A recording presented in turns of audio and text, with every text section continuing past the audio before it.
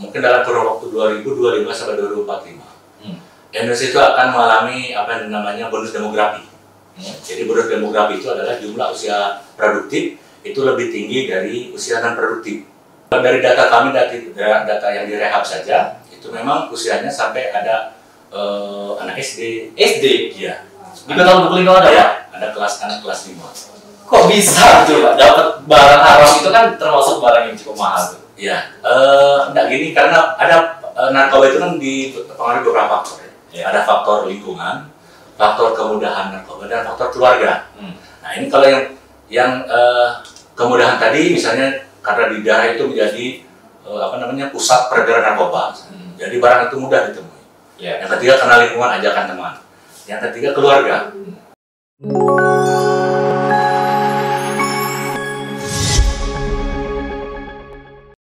Anda kembali menyaksikan Kabarkan Podcast bersama saya Jojo Puan. Indonesia darurat narkoba. Mungkin kalimat itu sering kita dengar ataupun sering kita baca di berbagai media yang memberitakan tentang betapa memprihatinkannya narkoba di Indonesia. Itu artinya masih ada masalah besar yang menjadi PR untuk pemerintah, khususnya Badan Narkotika Nasional atau BNN, dalam memberantas narkoba di Indonesia. Nah, dalam menyambut Hari Anti Narkoba Internasional yang diperingati setiap tanggal 26 Juni, hari ini kita akan membahasnya bersama-sama lebih dalam lagi, bagaimana memberi pemahaman kepada masyarakat, khususnya masyarakat Kota Lubuk Linggau dan sekitarnya, tentang anti terhadap narkoba dalam program Kabarkan Podcast yang mengusung tema Kerja Cepat, Kerja Hebat, Berantas Narkoba di Indonesia. Dan di studio Kabarkan.id kali ini telah hadir dan telah kita undang juga yang terhormat Bapak AKBP Himawan Bagus Riyadi SSI selaku Kepala BNN Kota Lubuk Linggau. Selamat datang Bapak di studio Kabarkan.id. Ya, terima kasih. Terima kasih atas kehadirannya. Tadi di awal sudah saya singgung sedikit Pak bahwa di Indonesia ini darurat akan narkoba. Iya. Sampai saat ini narkoba masih menjadi momok yang mengerikan untuk anak bangsa Indonesia. Menurut Bapak, menurut pandangan Bapak selaku Kepala BNN Kota Lubuk Linggau, sedarurat apa Pak narkoba khususnya di Kota Lubuk Linggau? Iya. Kenapa narkoba ini bilang darurat ya? Darurat. Karena narkoba ini bahayanya dampaknya seperti dampak efek domino. Jadi kalau makin narkoba itu akibatnya hanya untuk diri sendiri misalnya, yang makainya hanya dia sendiri yang rugi, mungkin tidak jadi masalah. Tapi pemakaian narkoba ini, penyalahgunaan narkoba ini dampaknya seperti efek domino. Jadi dia menyebabkan kerugian-kerugian lain, baik dari sisi kesehatan, sosial masyarakat, ekonomi dan sebagainya. Contoh yang kemarin sempat viral di Palembang. Ada anak minta uang kepada ibunya, dia tidak diberi uang, akhirnya dia bakar rumah, sehingga 18 rumah sekitar tempat tinggalnya itu terbakar. Itu untuk beli narkoba? Iya. Wah, itu baru salah satu contoh kecil. Anak di bawah umur? Anak di bawah umur, tapi dia anak yang tanggung lah gitu, ABG lah, remaja. Ya, remaja. Jadi narkoba ini bukan hanya merugikan diri sendiri, tapi juga merugikan dampaknya bagi keluarga, lingkungan, sosial, dan kebiasaan buruk ini juga akhirnya nanti menjadi kebiasaan yang menularkan juga kepada orang lain sebelumnya. Seperti itu. Sebenarnya titik keprihatinan utama terkait narkoba ini apa sih Pak? Keprihatinan kita itu tadi, karena gini, bahwa Indonesia saat ini mungkin dalam kurun waktu 2025 sampai 2045, Indonesia itu akan mengalami apa yang namanya bonus demografi. Jadi bonus demografi itu adalah jumlah usia produktif itu lebih tinggi dari usia non produktif. Oh begitu ya. Kenapa Pak? Itu salah satu keberhasilan program keluarga berencana. Semua di dunia, semua negara-negara akan mengalami itu. Dan itu dialami oleh negara itu, kesempatannya tidak akan timbul 2 kali. Nah, kenapa kaitannya dengan narkoba? Yang itu kalau produktif, usia produktif itu produktif, maka negara kita akan menjadi negara maju nanti. Pada 2045 itu, makanya ditargetkan kita namanya Indonesia Emas. Pas di 100 tahun kemerdekaan. Iya. Makanya visi misi Bapak Jokowi itu yang pertama itu meningkatkan sumber daya manusia Indonesia. Nah, itu penting. Itu yang penting, itu paling pertama. Itu tadi. Tapi apabila usia produktif ini tidak produktif, Ya. yang timbul nanti bencana bencana demografi. Oh, kebalikannya. Kebalikannya, ya karena harusnya usianya produktif nanti menjadi tidak produktif. Karena narkoba tadi. Penarkoba salah satu. Makanya ada 4 faktor yang bisa menyebabkan usia produktif tidak produktif. Yang pertama itu adanya perang saudara, perang saudara, radikalisme, intoleransi, terorisme. Kemudian yang kedua itu korupsi yang merajalela. Kemudian yang ketiga bencana atau wabah, dan yang keempat narkoba. Makanya pemerintah kita selain ada institusi yang memang sudah ada, makanya dibentuk instansi khusus untuk badan-badan menangani 4 masalah ini. Kalau masalah intoleransi, terorisme, makanya dibentuknya BNPT. Oh, gitu. Nah, yang kedua korupsi dibentuklah KPK. Kemudian masalah bencana dan wabah ada BNPB. Nah, terkait dengan narkoba dibentuklah BNN. Sudah siap itu sebenarnya. Sebenarnya iya. Makanya untuk itu tadi supaya usia produktif pada menjelang Indonesia Emas tadi bisa betul-betul produktif. Karena sejauh ini narkoba bukan hanya orang dewasa aja yang memakai, tapi sudah merambah ke anak remaja bahkan di bawah umur. Iya. Kalau dari data kami, data yang direhab saja, itu memang usianya sampai ada anak SD. SD? Iya. Di Kota Lubuk Linggau ada, Pak? Ada anak kelas 5. Kok bisa tuh, Pak? Dapat barang haram itu kan termasuk barang yang cukup mahal tuh. Iya. Enggak gini, karena ada narkoba itu kan dipengaruhi beberapa faktor. Ada faktor lingkungan, faktor kemudahan narkoba, dan faktor keluarga. Nah ini kalau yang kemudahan tadi misalnya karena di daerah itu menjadi pusat peredaran narkoba, jadi barang itu mudah ditemui. Yang ketiga karena lingkungan, ajakan teman. Yang ketiga keluarga. Kalau orang tuanya pecandu, anaknya itu 99% akan menjadi pecandu. Dia tidak membeli, dia diberi. Iya, dia lihat ada orang tuanya pakai, ya otomatis kan ikut. Makanya narkoba tadi sampai anak-anak SD pun bisa terkena juga. Iya. Kebetulan waktu itu datang saya temui, saya tanya gitu, tanya nama, jawabnya apa? Matilah. Udah seorang nggak nyambung lagi kalau diajak ngomong.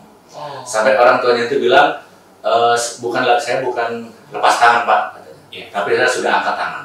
Akhirnya nggak sanggup lagi. Itu kalau yang kasus yang Bapak tangani itu, dia bisa dapat barang itu dari temannya atau gimana? Karena lingkungan. Lingkungan dia dipakai. Rata-rata banyak itu pemakai, kemudian mudah tadi kan, mudah untuk mendapatkannya. Sayang sekali ya Pak. Iya. Harusnya SDM yang menjadi harapan bisa memajukan negeri ini dari sejak ini sudah dirusak oleh barang haram. Makanya disebut oleh darurat narkoba ini. Ya Bapak Presiden sendiri yang bilang bahwa itu negara kita dalam kondisi darurat narkoba. Makanya kita dari BNN tagline-nya adalah War on Drugs, perang melawan narkoba. Namanya perang berarti bukan hanya 1, 2 atau 3 instansi, harusnya semua sampai ke akar-akarnya. Iya, semua perang itu semua ikut terlibat di situ. Iya. Tidak bisa menyerahkan ini pada satu badan atau satu instansi, semuanya harus sama-sama menyatakan bahwa narkoba adalah musuh bersama. Kan pemerintah sudah menyatakan perang nih Pak terhadap narkoba, tapi ya sampai saat ini kita lihat di lapangan juga nggak habis-habis juga gitu loh kan. Untuk bicara tentang pemberantasan narkoba ini pastinya kan secara terstruktur dan masif dan berkesinambungan selalu dilakukan oleh pemerintah khususnya BNN dalam memberantas narkoba. Sejauh ini Pak, strategi komprehensif yang sudah dilakukan oleh BNN dan pemerintah baik. Seperti apa? Baik, terima kasih. Strategi BNN yang dilakukan dalam War on Drugs tadi, ada 3 pendekatan yang dilaksanakan. Yang pertama itu hard power approach, jadi pendekatan melalui kekuatan atau pendekatan hukum. Itu lebih ke pemberantasan untuk memutus supply, dari baik dari bandar, pengedar, dan sebagainya, melalui pendekatan hukum. Kemudian yang kedua melalui soft power approach, yaitu pendekatan secara humanis. Itu lebih kepada pencegahan, jangan sampai yang tidak atau yang belum pernah memakai narkoba jangan sampai dia pakai narkoba melalui upaya pencegahan. Salah satunya ikut sosialisasi seperti itu. Sosialisasi, edukasi itu yang kami laksanakan ke baik ke sekolah-sekolah, instansi pemerintah, instansi swasta, itu yang kita sampaikan. pencegahan tadi, kemudian pemberdayaan masyarakat. Ya. Jadi kita membuat beberapa program untuk dapat memberdayakan masyarakat. Ya. Beberapa program pemberdayaan masyarakat di Lubuk Linggau sudah kita laksanakan. Salah satunya ada di Ceramitaba. Kita ada bentuk ibu-ibu yang pengrajin batik. Gitu. Itu yang kita bina melalui bidang pemberdayaan masyarakat. Kemudian yang ketiga melalui rehabilitasi. Tadi Sopo terus tadi. Rehabilitasi ini adalah apabila yang sudah terlanjur, kita rehabilitasi, kita pulihkan. Kategori terlanjur ini seperti apa? Dia sudah pakai, tapi dia belum kategori masuk dalam jaringan. Dalam jaringan itu pengedar, bukan pengedar, bukan bandar, bukan kurir, gitu ya. Kalau ditangkap dia sedang bertransaksi, itu proses hukum.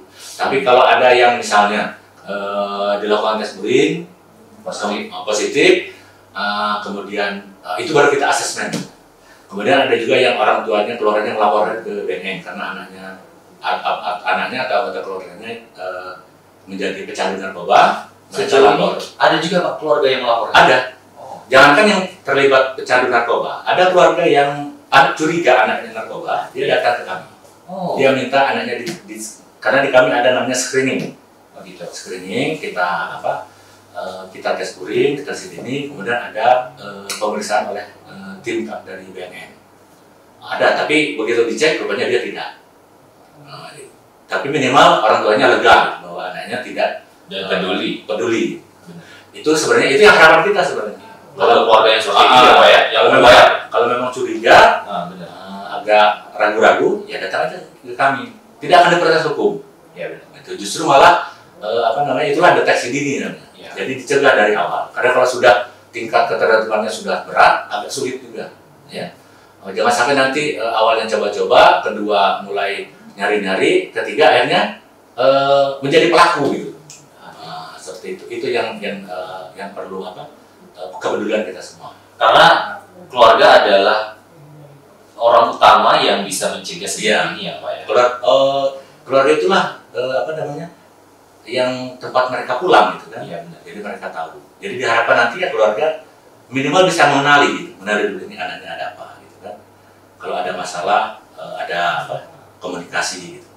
Nah itu tadi kalau mau ragu-ragu, takut anaknya terlanjur terjerumus, ya datang ke kami, kita konsultasi dengan kami di BNN. Gitu. Untuk meyakinkan nih Pak pada masyarakat yang mungkin ada unek-unek ataupun ada keinginan ingin melaporkan seseorang keluarga atau siapa atau teman tapi mereka takut. Boleh diyakinkan Pak mungkin atau dirahasiakan identitasnya atau seperti apa? Jelas. Jangankan yang pecandu, keluarga pecandu. Ada yang melaporkan, ada bandar, ada pengedar yang transaksi, saksi yang melapor kita, itu kami rahasiakan. Dan justru tidak boleh kami buka. Kalau sampai dibuka malah kami dari BNN yang kena ditegur gitu ya. Teguran gitu kalau sampai kita mengungkap identitas dari saksi. Apalagi dari keluarga pecandu atau penyalahguna.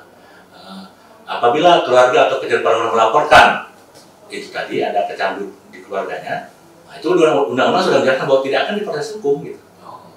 Justru akan dibantu untuk dipulihkan, untuk direhabilitasi. Memakan biaya banyak juga ya Pak ya. Sebenarnya iya, itu kalau tidak dari awal, sebenarnya kalau tidak dari awal dicegah, justru kerugiannya lebih banyak. Contoh gini, kalau di kami ada tes urin itu, membuat surat keterangan pemeriksaan narkotika, itu berdasarkan PBB itu bayarnya ke negara Pak. 290.000 gitu ya. Ini untuk kita bandingkan saja. 290.000 itu di tes urin, kemudian dicek, ada wawancara, ada konseling segala macam. Itu 290.000 ya. Kalau mau hitung-hitungan deh. Tapi kalau tidak dicegah dari awal, dia sudah terlanjur. Nanti di rumah ada HP harganya berapa? 100.000 paling. Misalnya paling murah 500.000 lah misalnya. Belum laptop misalnya, belum TV. Dampak sosial. Kalau mau hitung-hitungan tadi, sebenarnya kalau mau dari awal lebih murah sebenarnya. Iya benar juga. Jadi malah saya pernah ada laporan, ada keluarga laporan ke kami, dia nggak tahan lagi. Barang sudah habis, malah lemari di rumah sudah ada yang datang mau diambil, kan digadaikan sama anaknya tadi. Ya, itu sampai itu tadi. Padahal sebenarnya kalau aware tadi dari awal, sebenarnya tidak mahal gitu, dan tidak harus mengeluarkan biaya yang yang besar, yang lebih. Gitu. Kalau dari awal ada deteksi dini tadi. Gitu. Tadi Bapak bilang ada salah satu pendekatan untuk mencegah narkoba ini adalah pemberdayaan kepada masyarakat yang dilakukan di Ceremet Taba, kayak kerajinan UMKM gitu ya Pak? Iya. Itu kegiatannya seperti apa? Kita lihat difasilitasi memberikan pendataan pelatih untuk dia menjadi pengrajin itu. Kita datangkan pelatih, kemudian alat-alat yang kita siapkan, gitu. Peserta didiknya itu banyak ibu-ibu di lokasi Ceremet Taba. Karena kebetulan tahun kemarin Ceremet Taba merupakan salah satu desa yang masuk program kami untuk membentuk kelurahan bersinar. Gitu. Jadi kalau kelurahan bersinar, kita akan terapkan program-program supaya daerah tersebut bisa menekan. Kalau dibilang bersih 100% mungkin tidak bisa, ya. Sulit karena kalau ditanya di kita ada sekian puluh ribu desa, ya. Belum ada satupun desa yang bilang atau kelurahan yang berani mengklaim bahwa kelurahan ini bersih dari narkoba. Itu desa. Negara ya, di dunia ini belum ada negara yang berani mengklaim bahwa negaranya bersih dari narkoba. Tapi upaya-upaya kita tadi itu untuk menekan tadi supaya jangan sampai terlalu merajalela. Kalau sejauh ini kan masih Ceremet Taba. Iya. Mau ke desa-desa lain. Sekarang tahun ini ada 4 kelurahan yang kita sudah rencanakan. Sudah mulai program sudah mulai berjalan. Yaitu ada di Karya Bakti, kemudian di Simpang Priuk, Taba Tingin, gitu ya. Itu nanti kita laksanakan program untuk ada pelatihan atau advokasi untuk teman sebaya. Itu kayak gimana Pak? Teman sebaya ini kita ada beberapa orang kita beri pelatihan. Karena gini, teman sebaya ini supaya kalau kita dari petugas BNN langsung datang ke anak-anak sekarang, misalnya, mungkin belum tentu didengar gitu. Ya. Tapi kalau sesama mereka yang memberitahu, mungkin lebih besar dampaknya. Makanya kita laksanakan pelatihan terhadap itu tadi teman sebaya kita pilih, para penggiat-penggiat yang remaja tadi kita beri pelatihan dengan harapan mereka bisa menjadi penggiat untuk mengingatkan atau membimbing rekan-rekannya yang sampai terlibat narkoba. Kemudian ada juga program untuk ketahanan keluarga. Seperti disebutkan tadi, memang keluarga inilah benteng yang paling kuat untuk menghadapi gempuran narkoba ini. Yang utama ya Pak? Iya, yang paling utama. Makanya keluarga kita singkat itu kenali. Kenali itu tadi. Kalau ada masalah, ada perilaku yang menyimpang, kan pasti orang tua tahu. Misalnya kok sering pulang larut malam misalnya kan, atau malah jarang pulang misalnya. Terus sudah ke rumah biasa ngurung diri misalnya kan, ada perubahan perilaku kan, itu keluarga yang tahu. Perubahan fisik misalnya kan, yang istilahnya yang biasanya ceria menjadi pemurung atau dan sebagainya, kenali. Nah, kemudian lindungi. Jadi dilindungi itu melindungi mereka jangan sampai mendapatkan pengaruh-pengaruh buruk tadi. Ya. Harus apabila ada masuk ke apalagi misalnya di lingkungan yang kurang kondusif ya dijaga, jangan sampai terlibat di situ. Kemudian diarahkan jangan sampai mereka tidak tahu gitu. Nanti dikasih kawannya sesuatu asal terima saja gitu, kan gitu. Itu yang perlu. Akan ada lebih banyak lagi nggak Pak kelurahan yang bakal malah kita harapkan seluruh kelurahan di Lubuk Linggau ini sebagai kelurahan bersinar gitu. Karena tahapannya dalam strategi kami itu, dan strategi kami tadi yang self-aware approach tadi. Yang pertama itu adanya daya tangkal, daya tolak dari pribadi setiap pribadi gitu. Punya daya tolak. Karena percuma juga orang ngasih tahu kalau dirinya sendiri global gitu kan. Iya. Makanya daya tangkal, kemudian ada peran teman sebaya, kemudian ada ketahanan keluarga, kemudian kelurahan bersinar. Nah, nanti kalau semua kelurahan di sini bersinar, kita bisa mencanangkan bahwa Kota Lubuk Linggau sebagai kota tanpa ancaman narkoba. Kota tanpa ancaman narkoba. Kalau bisa setiap kota di seluruh di Indonesia ini semuanya bisa menjadi kota tanpa ancaman narkoba, makanya target untuk mencapai Indonesia Emas kemungkinan besar bisa terwujud. Dan harus dibantu sama masyarakatnya juga. Oh iya, kalau pemerintah saja sama yang bisa. bohong. Iya, makanya harus bekerja sama, ya. Menghadapi ini tidak bisa sendiri-sendiri. Karena kayak kemarin saya pernah ada acara, Pak Gubernur ini bilang, ketawa aja nggak bisa sendiri katanya. Ya. Apalagi bekerja kan gitu. Apalagi ngadapin narkoba ini, gitu. Nggak bisa sendiri. Kemarin kan Pak Indonesia sempat mengalami ekonomi lesu. Iya. Kurang lebih 2 tahun ini karena pandemi COVID-19 yang alhamdulillah tahun ini sudah mulai mereda. Iya. Apakah kasus narkoba di Indonesia, khususnya di Kota Lubuk Linggau ikut lesu juga atau bahkan meningkat? Iya. Kalau tahun kemarin justru kalau dilihat dari data LKN kami sama rehabilitasi justru meningkat. Oh, datanya. Iya, dan itu juga ternyata diperkuat juga hasil penelitian di Indonesia tingkat prevalensi naik 1,sekian%. Apa itu prevalensi? Angka penyalahgunaan narkoba. Jadi naik dari 1,80 menjadi 1,9%, 95%. Bukan di seluruh Indonesia. Kalau itu kan seluruh Indonesia. Ya. Kalau kita di Lubuk Linggau berarti dari data kami aja. Ya. Dari data kami aja, baik dari ungkap kasus kemarin sampai 6 LKN. Pada sebelumnya hanya 2 atau 3 LKN. Kemudian angka rehabilitasi tahun sebelumnya angka 30-40, tahun kemarin 100-an lebih orang. Iya, yang direhab. Gitu. Kenapa Pak? Kok bisa meningkat? Itu karena banyak faktor tadi. Mungkin dengan situasi yang justru tertekan, justru para pecandu dan penyalahguna ini justru ditambah tambah stres, gitu ya. Tambah stres. Ya itu tadi yang memicu tadi mungkin penyalahgunaan narkoba. Pelariannya malah salah ya Pak ya? Iya. Makanya kemarin waktu ada PPKM, ya, padahal jelas PPKM itu. Di Kota Lubuk Linggau level 4 gitu. Iya. Begitu kami dengan Polres gabungan Melaksana Raja di Batok Besi malah terjadi 200 orang lebih. Gitu. Padahal itu PPKM gitu kan, yang orang nggak boleh. Harusnya nggak boleh. Apa sih Pak yang buat susah banget sih berantas si narkoba ini Pak? Ya, sebenarnya itu tadi kita perlu semua pihak perlu satu persepsi bahwa narkoba ini adalah musuh bersama. Kemudian bahwa hukumnya narkoba ini kan ada kayak hukum itu antara di mana ada demand pasti ada supply. Ya. Di mana ada permintaan pasti ada pengiriman. Bagaimana caranya kita bisa yang dengan hard power approach tadi kita tekan supaya supply ini tidak terlalu banyak, tapi di lain pihak kita juga menekan yang demand tadi. Jangan sampai yang meminta juga banyak.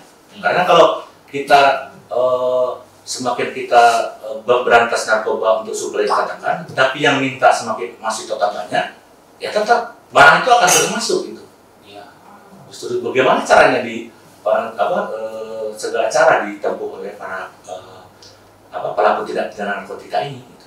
Pelaku supply-nya ini juga kenapa nggak habis-habis juga ya Pak ya? Nah itu tadi, dibilang tadi ini kan darurat narkoba, makanya itunya perang melawan narkoba. Dan narkoba ini adalah disebut proxy war namanya. Jadi perang tanpa wajah.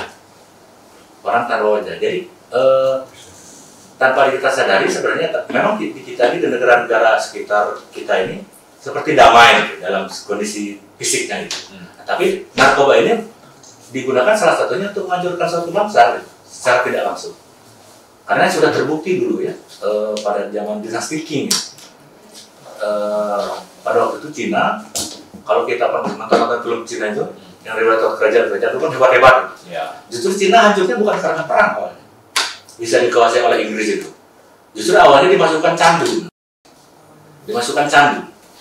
Candu masuk di situ sehingga warga Cina dulu ketergantungan semua dengan candu. Jadi dari tingkat paling bawah sampai paling atas semua sudah terpapar opium tadi kan untuk candu tadi.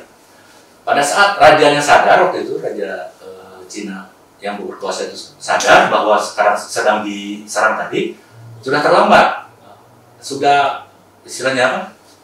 Kekuatannya sudah tidak ada gitu. Sehingga waktu itu mau menyerang gudang candu di Cina itu, salah satu pelabuhan, tidak berhasil, malah dia berbalik dikuasai oleh Inggris.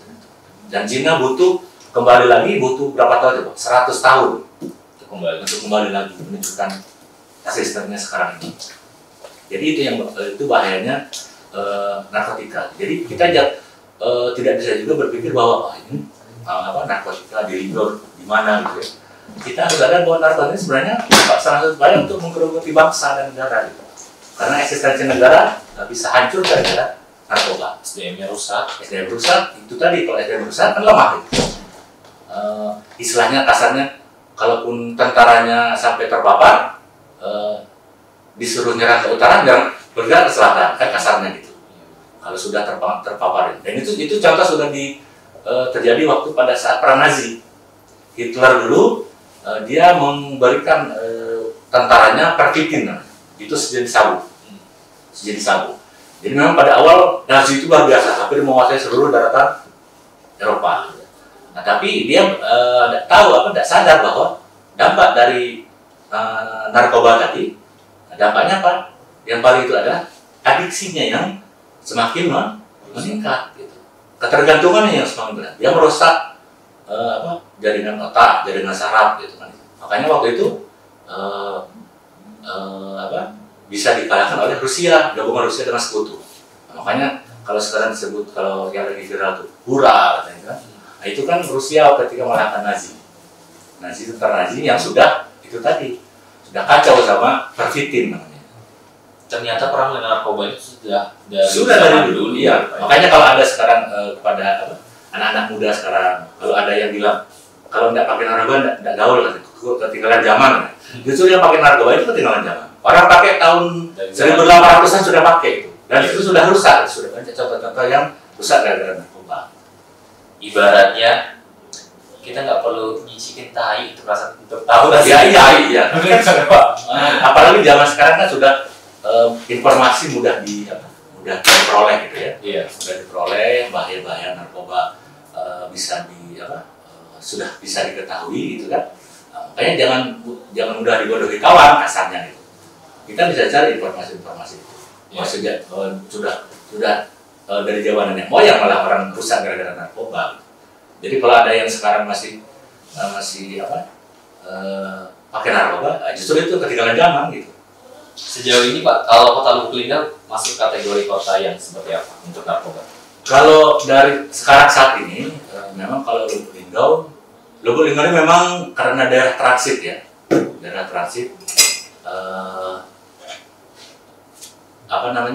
jalur perlintasan narkoba. Jalur perlintasan, jadi rentan sekali tadi Pak. Iya, jadi beberapa kali kejadian, kita ada beberapa kali yang jumlahnya besar dan mampirnya di Linggau. Tapi biasanya dia mampir tidak lama kan, karena kalau lama karena kota Lubuk Linggau kebetulan memang dari Polres juga aktif melaksanakan pemberantasan narkoba, nah, sehingga kalau dalam jumlah besar dan jarang dan biasanya tidak lama. Tidak lama maksudnya seperti apa? Dia tidak berani nyimpan di Linggau gitu. Pernah ketangkap nggak? Kalau dulu pernah tahun berapa itu 2019-2020 itu 50.000 butir ekstasi. Itu sudah pandemi loh Pak ya? Sebelum ya? Sebelum awal 2020 menjelang awal-awal. Iya. Tapi itu dari Medan mau ke Jakarta. Jadi dulu ada tim dari Medan RI ke sini nangkap di depan pendopo Bupati Musirawas. Tangkap itu 50.000 butir. Ya. Nah, tapi itu permintaan dari pusat dulu jangan diekspos karena masih ada pengembangan. Nah, sehingga tidak diekspos, tapi dulu sempat diamankan di kantor BNN Kota Lubuk Linggau. Tapi setelah pelaku utamanya tertangkap, baru waktu itu sempat baru muncul gitu ya. Makanya dulu banyak yang nanya sama saya, Pak, kecelakannya Pak? Bukan kecelakaan, kami memang menjaga supaya karena itu yang dilaksanakan oleh pusat sehingga kita tidak bisa untuk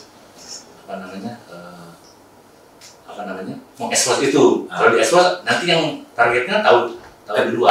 Jadi menghindar ya. Padahal dulu di sini dan beberapa kali memang dari BNN RI, dari tetangga juga BNN Bengkulu, kadang lewat, ada kita yang sana seberapa kilo gitu kan, imporan ke kami gitu kan. Gitu. Ada juga yang kita kejar di sini karena dapatnya di wilayah Bengkulu, kita serahkan ke Bengkulu. Karena memang Linggo ini kan jalur perlintasan. Nah itu Pak, kalau sudah menyadari nih Linggo jalur perlintasan, ya. Sejauh ini ada nggak maksudnya kayak usaha-usaha misal di perbatasan-perbatasan tuh ada kegiatan untuk memeriksa? Oh ya, makanya nah itu tadi yang baru sudah strategi tadi kan berdua ya, hard power dengan soft power. Ya. Ada yang ketiga smart power approach. Smart power approach ini adalah penggunaan teknologi informasi. Nah, jadi kami beberapa kali juga melaksanakan kegiatan interdiksi namanya. Ya. Interdiksi ini pencegahan barang yang masuk gitu. Jadi dari awal. Jadi itu sempat gabungan dengan BNK Murah, kami menangkap di pintu masuk antara Surat Utara dengan Jambi. Nah, kami tangkap waktu itu ada yang 1 kilo, ada 2 kilo gitu. Itu berdasarkan informasi yang kami terima dari pusat. Gitu. Memang ada kita kan sering setiap bulan memberikan laporan informasi, ya. Nanti di laporan informasi itu dipetakan oleh baik BNP, baik BNRI dari pusat, dipetakan. Nah, nanti ada penggunaan teknologi informasi untuk memetakan itu, sehingga kita hanya nunggu dikasih tahu jam ini ada yang lewat probelnya ini, dan itu diikuti terus gitu. Itu penggunaan teknologi informasi. Itu lebih banyak dilakukan untuk interdiksi tadi.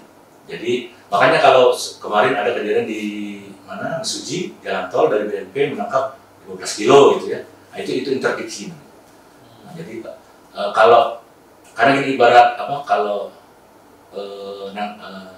kita ini kan kalau ayam ya, ayam ada 100 ekor ayam nih, di mobil box gitu ya. Nah, yang bawanya kan cuma 2 orang nih, supirnya. Nah, kita dengan kekuatan 2 orang aja, nggak ada mobil itu sudah dapat 100 ayam tadi ya. Nah, tapi kalau dia sudah terlanjur sampai di tujuan, dibukanya mobil itu, ayamnya berkeliaran, 1 ekor ayam udah cukup 4 orang. Berarti kalau 100 ekor ayam harus berapa orang? Gitu ya. Tenaga yang dibutuhkan lebih banyak dan biaya lebih besar. Makanya kita dari BNRI dengan smart power approach tadi melaksanakan kegiatan interdiksi. Jadi dipetakan dulu, bergerak dalam diam apa ya? Iya, makanya memang ada yang ada yang kita ungkap, ada yang kita belum kita ungkap, karena untuk kepentingan penyelidikan selanjutnya. Karena kalau mau itu tadi ungkap terus itu kan, wah ini tadi. Cuma nanti putus, iya nanti putus. Jadi tahu. Iya, karena khususnya di BNN kami pemberantasan kami, anggaran kami ini sebenarnya tidak ada. Anggaran kita digunakan ini kan dari BNN provinsi, istilahnya ditaruh lah di masing-masing BNK. Nah, karena yang ada anggaran pemberantasan yang itu adalah dari BNP, dan mereka bukan hanya ungkap kasusnya bukan hanya per orang, mereka harus jaringan yang diungkap.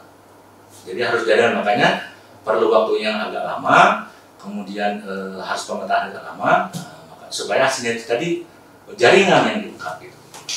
Dari akarnya ya Pak ya? Iya, jadi kalau hanya ini tangkap, tapi yang ini masih itu kan belum istilahnya masih banyak yang itu tadi, dari 100 tadi 1-2 dapat, tapi yang 98, nah makanya kita coba diinikan yang kalau bisa dapat informasi itu yang bawa 100 dalam mobil box tadi. Jadi cukup dengan 2 orang atau 4 orang langsung bisa aman, itu jangan sampai dulu beredar ke masyarakat. Boleh minum dulu Bapak, karena masih banyak sekali pertanyaan tentang narkoba. Ya. Kalau dengar penjelasan Bapak, ribet banget ya Pak ya, nangani narkoba ini. Dan sebenarnya itu tadi narkoba ini memang agak memang kalau dibilang ribet, tapi kalau memang kita laksanakan dengan sesuai dengan semangat tadi, war on drugs tadi ya, kalau semangat ya tidak. Hanya ya kita urai satu-satu gitu. Karena kalau mau mau langsung ya. Nah, kita laksanakan ya tahap demi tahap gitu. Ya. Kalau tadi udah 3 nih Pak, satu lagi Pak, tanggung pendekatan yang terakhir apa? Yang smart tadi, Gitu. smart power tadi dengan menggunakan teknologi informasi, memanfaatkan media sosial, termasuk ini. Ini kan dengan cara smart gitu kan. Ya. Dengan podcast ini kan bisa memberikan menyampaikan dengan cara-cara yang lebih luas. Gitu. Ada fakta yang menarik nih Pak, menjelang Hari Narkoba Internasional 26 Juni nanti, dan bukan hanya menarik tapi juga sedikit membanggakan karena BNN RI pada hari Kamis 9 Juni 2022 setidaknya memusnahkan 308,44 kg sabu dan 29.482.000 butir Happy Five. Ya. BNN Kota Lubuk gimana Pak? Itu tadi saya sampaikan bahwa tetap kita dari segi pemberantasan, walaupun kita tidak diberi anggaran khusus ya, tapi kita tetap melakukan upaya-upaya untuk pemberantasan tadi. Ya. Kalau BNN tadi memang jelas sarana prasarana memang sudah untuk di tingkat pusat sangat memadai ya. Itu tadi teknologinya sudah mumpuni ya, bisa mendeteksi kedatangan narkoba tadi yang masuk ke wilayah kita. Untuk BNN sendiri ya kita melaksanakan pemberantasan dengan melalui ada namanya laporan masyarakat ya. Jadi ada laporan masyarakat. Tapi kalau kita mau semua itu tadi, kalau sudah banyak tadi satu-satu mau di ini kan anggota kami terbatas. Ya. Tetapi yang kita lakukan adalah apa yang menjadi keresahan masyarakat, bermasyarakat itu baru kita tidak lanjuti. Ya. Terakhir kami melaksanakan kegiatan itu di Muratara, karena masyarakat ini resah terhadap penyalahgunaan narkotika. Begitu dapat laporan kami cek gitu. Ya. Kami cek, kami langsung lidik. Ternyata memang benar masyarakat itu resah, wajar gitu. Karena begitu kami melaksanakan penyelidikan, memang kami temukan itu ada kayak pondok-pondok gitu, kayak angkringan gitu. Kalau dia tempatnya kita kalau yang di Indo ini kan banyak tempat kalau malam itu kan angkringan tempat nongkrong, tapi kan bagus untuk ngobrol, ya, ngopi gitu. Pas di situ itu kami laksanakan pengecekan tadi. Jadi pondok-pondok itu ada meja, kursi, tapi di sini bom semua gitu, berjajar baris bom gitu. Nah itu di ujung kampung gitu kan. Jadi wajar masyarakat resah. Cuman yang jadi kendala masyarakatnya takut gitu untuk lapor. Iya, yang saya bilang tadi kan, karena masyarakat itu takut melaporkan. Iya, makanya itu yang menjadi kendala. Padahal kita sudah sering sampaikan bahwa kalau melapor, pelapor akan sangat merahasiakan identitasnya. Tapi kalau tanpa ada laporan, ya kami bukan malaikat gitu. Kami nggak tahu. Ya, wilayah luas, apalagi anggota saya cuma 30 orang, itu untuk seluruh kegiatan. Untuk pemberantasan sendiri paling 4 atau 5 orang. Ya harus melingkupi kota Lubuk Linggau. Kebetulan kita juga mendapat tugas tambahan dari BNN provinsi untuk menangani masalah yang di Kabupaten Muratara. Dua wilayah yang sangat luas, sementara anggota kami terbatas. Jadi tanpa bantuan dari masyarakat tadi yang mau melapor tadi, memang kita tidak bisa maksimal gitu ya. Makanya tadi kebetulan memang mungkin ada saking resahnya mungkin ya, lapor ke kita. Kita laksanakan tadi, memang dari 4 itu ada 1 yang memang berhasil ya. Kita tangkap pelakunya di daerah Muaratiku. Ada yang ketangkap? Ada. Jadi seberang sungai, dia kan menyeberang sungai. Ya kayak pondok-pondok itu. Ada pondok-pondok dan biasanya dibarengi dengan di situ arena bermain judi. Di situ ada yang bermain judi. Makanya wajar resah masalah itu. Apalagi waktu habis ditangkap di Muaratiku itu kami tangkap, kami mau balik kanan ke kantor. Di sepanjang jalan banyak ibu-ibu teriak, "Terima kasih Pak, terima kasih." Rupanya ibu-ibu yang resah itu. Karena begitu kita telusuri juga, ya wajarlah ibu-ibu itu resah. Ya. Kenapa? Dia misalnya dia mau bekerja. Iya. bukannya kerja malah mampir di situ suaminya. Terus kadang-kadang pulang kerja bukan ke rumah, mampir di situ. Jadi habis di situ, pas di rumah tidak bawa apa-apa. Makanya waktu kita pulang itu ibu-ibu yang banyak tepuk tangan gitu. Banyak ibu-ibu yang banyak senang, mak-mak tadi kan gitu. Power of mama. Makanya nah yang terakhir kita di desa pantai ya, kita juga desa itu dan di sana malah ada tiga pondok itu. Makanya waktu itu berdasarkan pertimbangan kami ya saya langsung menghadap ke aparat pemerintah itu, ketemu Pak Sekda melaporkan kejadian itu, kemudian akhirnya dipanggil Pak Camat, kemudian akhirnya besoknya tempat-tempat itu dilakukan pembongkaran oleh aparat setempat. Gitu ya. Karena itu tadi ya kalau tidak seperti itu, tidak ada pedulian dari masyarakat setempat ya susah juga kami, khususnya kami yang di Lubuk Linggau ini jauh dari total Lubuk Linggau ke sana kan jaraknya jauh gitu ya. Maaf Pak, sekali lagi di desa apa Pak? Di desa pantai. Apresiasi dulu Pak. Oh ya. Salut untuk warga desa pantai Meratara. Ya. Ayo dong warga Kota Lubuk Linggau, desa pantai aja sudah se-aware itu sama narkoba dan berani mengadu kepada pihak yang bertanggung jawab untuk melakukan tindakan. Masa kita warga Kota Lubuk Linggau nggak berani ya Pak ya? Harus berani memang, karena ini kan darurat narkoba. Presiden menyatakan perang terhadap narkoba. Perang ini kan harus bersama, harus berani. Iya benar, harus berani ya, bersama-sama. Makanya harus berani melapor.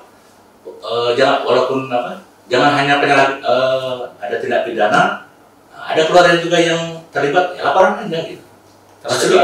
Demi kebaikan. Nah, sampai nanti sudah terlanjur parah, terlambat nyesal kemudian. Ada satu pertanyaan ini yang mungkin dari dulu saya sudah pengen tanyakan. Ini kalau ada kesempatannya saya mau tanyakan langsung. Kenapa pelaku-pelaku tindak pidana narkoba ini kan itu ada hukuman penjara dan rehabilitasi. Kenapa tidak dipenjara semua Pak? Biar jerah gitu. Oh baik. Alasannya pemerintah itu apa? Baik. Saya jelasannya pakai yang supaya mudah di ini ya. Kita pakai perbandingan COVID aja. Kita awal COVID kita tahun 2020 ya. Kita kan nggak tahu. Semua panik. Semua bingung. Begitu ada di tes PCR rapid test positif, langsung ke rumah sakit semua. Masuk rumah sakit penuh. Istilahnya overload, over kapasitas. Apa yang terjadi? Akhirnya banyak para medis yang tertular. Malah gampang tertular. Akhirnya terpapar kan para medis itu. Kemudian setelah mengenali tadi sudah tahu rupanya COVID ini kan ada kategori, ada yang berat, ada yang sedang, ada yang ringan. Sehingga mulai berjalannya waktu, mulai dipilah itu supaya rumah sakit tidak overload tadi, akhirnya dipilah yang berat saja yang dirawat. Kemudian yang sedang ringan bisa isolasi mandiri, isoman, gitu ya. Sehingga penanganan pasien COVID yang di rumah sakit lebih tertangani lebih optimal, tidak overload tadi. Para medis juga aman gitu kan. Akhirnya kan alhamdulillah kan pelaksanaan itu kan berhasil. Kita sekarang sudah mulai Pak Presiden bebas masker di luar ruang publik dan kita termasuk yang tidak masuk dalam 60 negara yang gagal menangani COVID karena kalau kemarin baca berita ada 60 negara gagal dan terancam bangkrut negara gara-gara gagal menangani COVID itu tadi. Nah itu ada pilah-pilah tadi kan. Nah sekarang narkoba sama. Kalau semua narkoba jadi satu, semua tidak ada jadi ke satu. Kalau penjara itu dianggap rumah sakit. Nah, kalau dikaitkan tadi, apa yang terjadi? Kalau itu para medis di sini, aparatnya sama terpapar nanti. Di dalam juga bakal. Akhirnya jadi klaster baru. Nah itu juga menjadi masalah nih Pak. Harusnya di penjara, harusnya menjadi tempat untuk para pelaku ini jerah.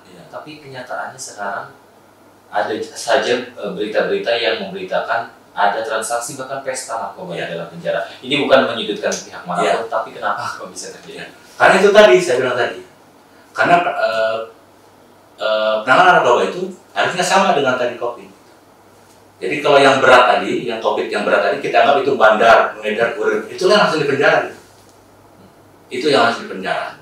Karena itu kalau pencong. Karena itulah yang namanya penjahat itu kan pelaku tindak pidana itu yang mendapat keuntungan. Iya. Ya kan dia dapat keuntungan. Iya. Nah, tapi kalau yang bagi pecandu yang baru yang bukan kategori tadi, dia sebagai pecandu murni itu sebenarnya sebagai korban. Gitu. Kenapa? Dia sudah keluar uang gitu. Ya. Badannya rusak, rugi kan sebenarnya. Iya. Nah seharusnya yang ini dipisah gitu seharusnya. Jangan dijadikan di satu tempat. Itulah makanya ada program rehabilitasi untuk memisah itu tadi. Nah, jangan antara yang berat dengan yang sedang dengan digabung jadi satu, kolek kan gitu. Makin parah kolek, penanganan tidak optimal sehingga akhirnya timbul kluster baru. Tapi sekarang upaya itu sudah mulai. Jadi untuk penanganan masalah narkoba untuk yang pecandu murni yang terlanjur tertangkap aja, sekarang ada namanya tim asesmen terpadu. Nah, jadi kalau barang siapa yang di bawah aturan ada standar pemakaian 1 hari itu berdasarkan surat edaran Mahkamah Agung ada. Nah, kalau di bawah itu dia bisa diajukan penyidik ya untuk dilakukan asesmen terpadu untuk dilaksanakan rehabilitasi. Nah, supaya apa? Supaya dia ya tidak bergabung tadi. Jangan sampai nanti yang tadinya pecandu hanya coba-coba masuk ini ketemu bandar, ketemu itu naik kelas gitu kan, kasarnya seperti itu. Dan itu di lapas juga, khususnya yang lapas narkotika, beberapa lapas narkotika sekarang sudah melaksanakan juga kegiatan rehabilitasi terhadap warga binaannya. Karena itu tadi kalau pecandu tadi kalau tidak dilakukan rehabilitasi dia akan minta. Ya. Mau sebesar apapun benteng, kalau masih banyak minta, segala cara masuk. Makanya dari lapas dulu pernah ada berita ada yang di dalam rendang gitu kan. Ya segala cara gitu, karena masih banyak yang ingin minta tadi. Demand-nya masih banyak. Demand-nya masih banyak. Makanya untuk memutus tadi itu kan, nah itu tadi. Kalau yang misalnya kategori ringan, rehabilitasi saja. Kalau di COVID itu yang tanpa gejala kan isolasi mandiri ya. Nah, kalau ini kan direhabilitasi supaya dia bisa pulih gitu. Dia tidak minta. Dia tidak nagih kan gitu. Itulah cara memutus tadi permintaan tadi. Nah di lapas juga untuk menghindari lapas itu menjadi klaster baru.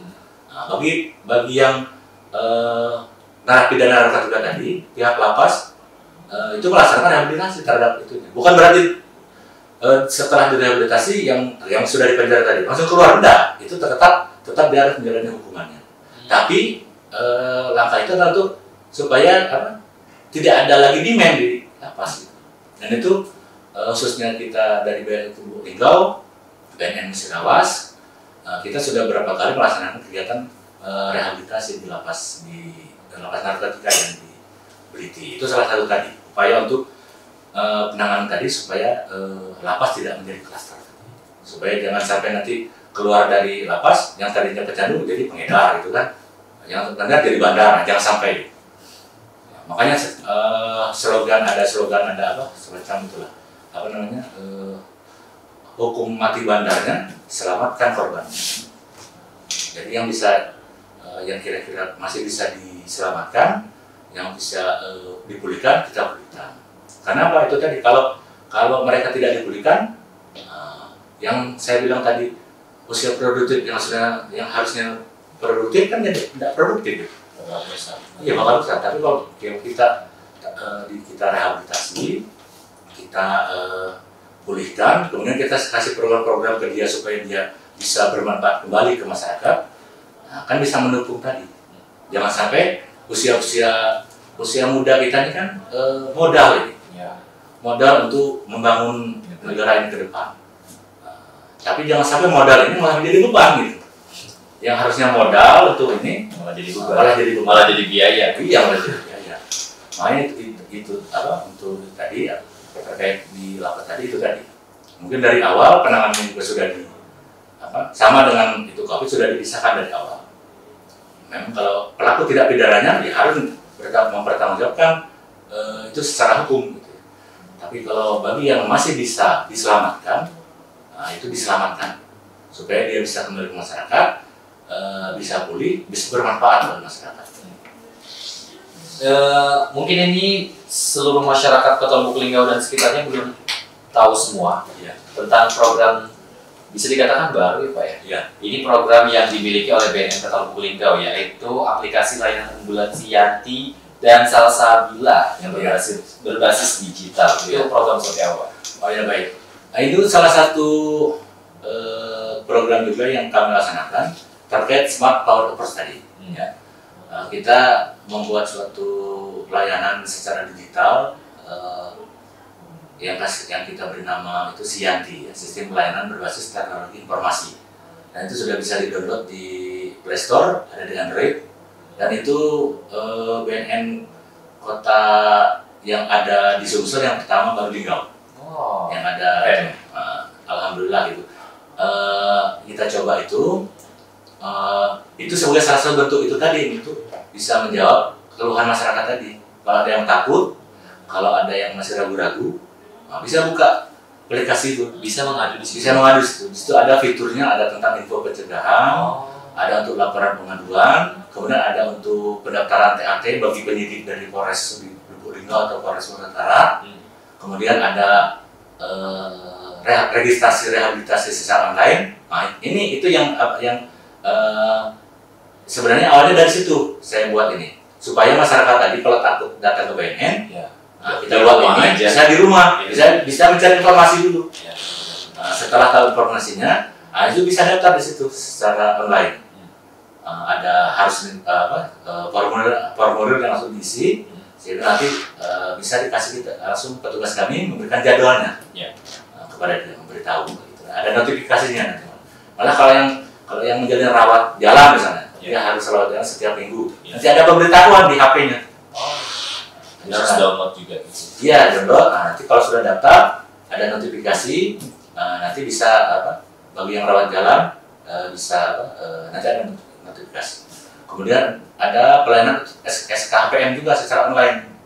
Jadi banyak kendala kemarin yang nggak tahu kalau bayar SKPM itu sekian gitu ya, 150. Padahal dia tahunya kemarin 150 katanya. Ya kan dulu 150 memang. Tapi setelah ada Perpres itu harus bayar menjadi pendapatan negara bukan pajak, masuk PNBP, jadi bayarnya 250 dan itu langsung ke bank bayarnya. Nah, dan itu di Siat ini ada fitur itu. Nah, jadi masyarakat kalau apalagi terutama ini bermanfaat yang jauh-jauh itu, supaya tidak 2-3 kali datang ke kantor, bisa dilihat dulu, bayarnya bisa langsung itu kan ada linknya, bisa langsung ke bank atau ke Indomaret, ke Alfamart terdekat, banking bisa. Jadi datang nanti tinggal tes urin. Sudah itu, kalau misalnya memang tes urinnya negatif, ada screening penilaian dari petugas kami, langsung keluar SKPN-nya. Salsabila ini Pak? Kalau sama Salsabila ini program untuk yang kita laksanakan untuk kalau orang seperti saya tadi, orang mau datang ke BNN kan agak ragu dan takut. Jadi ada beberapa program ini yang kalau ini bukan digital, ini kita lebih menjemput gitu, menjemput keluar. Kita biasanya pada saat ada keramaian, kita sampaikan situ, kita berikan informasi-informasi terkait masalah pencegahan, kemudian rehabilitasi gitu. Selama ini yang kami lakukan di Lipo, tapi memang tidak tiap hari karena keterbatasan kota. Jadi kita laksanakan kegiatan di sana di Lipo, membuat kayak staff khusus gitu ya. Jadi kalau orang kan mau nanya langsung ke BNN mungkin takut gitu ya, takut, apalagi sungkan. Nah, kalau di sambil nimah kan sambil habis makan KFC misalnya kan, atau Ricis di situ kan, atau dari kafe itu ada ini bisa nanya-nanya. Lebih memudahkan aja untuk pelayanan.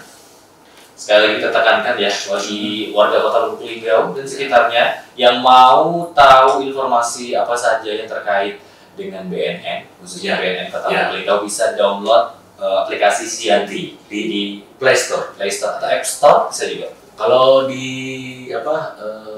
iPhone belum masih Android sementara. Sianti di Play Store ya. Sianti di Play Store. Dan itu juga kemarin kita sudah launching dan sudah masuk di Silambar Desa Masjid. Kalau dilihat di ada Pemkot kan punya Silambar Desa Masjid ya, ada CCTV ya. Di bawahnya ada lain masyarakat Sianti. Saya terima kasih kepada Pemkot juga yang mendukung kami. Baik. Sudah banyak sekali sebenarnya usaha yang dilakukan ya. Semoga masyarakat Kota Lubuk Linggau dan sekitarnya khususnya membantu pihak BNN Kota Lubuk Linggau dalam memberantas narkoba. Narkoba itu musuh bersama, mari kita perangin ya Pak ya. Sama-sama kita perangin ya. Harus kita perangin. Baik. Untuk menutup obrolan kita di hari ini Pak, boleh kasih tekanan lagi kepada masyarakat yang nanti menonton program ini, seberapa bahaya itu narkoba, dan tolong berikan masyarakat, maksud saya juga cara bagaimana kita membangun awareness khususnya di dalam keluarga kita sendiri terlebih dahulu. Harapan saya kepada masyarakat ya, kepada masyarakat khususnya di Kota Lubuk Linggau, mari kita tingkatkan kepeduliannya, peduli terhadap diri sendiri awalnya. Dengan apa? Dengan berani tolak. Peduli dulu dengan diri sendiri, dengan berani tolak. Kemudian apabila kadang-kadang narkoba ini terkait masalah pribadi ya. Kalau misalnya ada masalah pribadi, konsultasilah dengan ahlinya. Konsultasi, misalnya ada punya masalah secara psikis, secara baik masalah kesehatan, untuk menghindari penyalahgunaan narkoba, konsultasi dengan ahlinya. Jadi jangan salah bertanya, salah curhat, nanti sesat di jalan. Kemudian peduli juga dengan lingkungan, dengan berani lapor. Berani lapor itu wujud kepedulian kita terhadap lingkungan. Jangan ada kita seakan membiarkan. Jangan membiarkan dianggap biasa, akhirnya menjadi kebiasaan. Itu yang susah. Makanya peduli terhadap lingkungan dengan berani lapor. Kemudian peduli dengan keluarga dengan berani rehab gitu. Ya, kalau ada keluarganya yang terlanjur misalnya sudah menjadi terpapar narkoba, jangan takut untuk melaporkan. Ya. Karena gini, narkoba ini saya cerita sedikit ya. Narkoba ini mirip kalau dulu ada namanya penyakit kusta. Penyakit kusta kulit gitu. Penyakit ya. Kalau sekarang saya ngomong kusta di anak sekolah pada saat saya kenyuluhan, anak-anak sekarang nggak tahu tuh bingung apa. Ini dibuka, banyak bukan kusta Pak, kistar. Jadi kita buka ya. Kalau anak sekarang harus ada bukti ya. Kita buka di Google itu kustaannya tahu, akhirnya muncul ada banyak penyakit itu, satu penyakit yang terjadi oleh bakteri yang menggerogoti organ tubuh sampai habis. Dulu kusta itu dianggap kutukan, penyakit kutukan, sehingga kalau ada keluarganya yang terpapar kusta, dia justru malu, akhirnya disembunyikan, tidak dilaporkan. Padahal kan bahaya gitu kan, biarnya tambah lama tambah habis, dan malah bisa menular kepada anggota keluarga yang lain gitu. Makanya pemerintah harus gencar melaksanakan bahwa kusta itu bukan kutukan, bahwa itu penyakit dan bisa disembuhkan. Makanya berhasil pemerintah itu kan. Sekarang makanya saya tanya ke anak-anak sekolah yang hampir tidak tahu itu, berarti pemerintah betul berhasil. Makanya saya dari situ saya juga berpikir kenapa tentang rehab juga seperti itu. Sekarang ini masih mindset di masyarakat ini bahwa kalau anaknya pecandu itu malu, takut gitu kan gitu. Padahal akhirnya ditutupi, kalau tidak dikucilkan supaya orang tidak tahu. Gitu. Padahal itu bahaya gitu. Kepada yang bersangkutan makin lama menggerogoti itu terus, tingkat ketergantungannya makin lama makin tinggi. Ya, itu tadi kalau tidak ditangkap polisi, overdosis itu. Pilihannya kan dua itu. Kalau tidak cepat ditangani itu ya. Harusnya kan, dianya bisa itu tadi, bisa fatal tadi, dan dia juga bisa mempengaruhi keluarga yang lain gitu kalau tidak cepat-cepat. Makanya itu tadi, saya mengkampanyekan terus bahwa bagi pecandu atau penyalahguna murni yang masih bisa disampaikan, laksanakan rehabilitasi untuk dia bisa pulih, dan saya bilang tadi tidak menjadi beban keluarga, ya, tidak menjadi beban keluarga. Jadi bisa direhabilitasi, bisa pulih, dan bisa membantu kami juga mengurangi angka permintaan tadi. Ya, jadi itu harapan ke depan, apa yang dilakukan dulu terhadap Gusta, mudah-mudahan bisa juga diterapkan terhadap para pecandu atau penyalahguna ini. Ya. Sehingga kita harapkan nanti ke depan di Lubuk Linggau, selain kita bisa menekan supply, kita juga bisa menekan demand tadi, sehingga seimbang. Sehingga harapan ke depan kita bisa mewujudkan Lubuk Linggau yang bersinar, anti narkoba, bisa mewujudkan Lubuk Linggau sebagai kota yang tanggap terhadap bahaya narkoba. Boleh sekali lagi Pak kepanjangan keluarga tadi apa Pak? Kenali, lindungi, arahkan, jaga. Baik, terima kasih atas waktunya hari ini Bapak. Semoga program ini dan obrolan kita hari ini bisa bermanfaat bagi masyarakat Kota Lubuk Linggau dan sekitarnya. Terima kasih juga untuk Anda yang sudah menyaksikan program ini. Kita akan bertemu lagi di Kabarkan Podcast berikutnya bersama saya Jojo Puan dan Kabarkan.id. Sampai jumpa.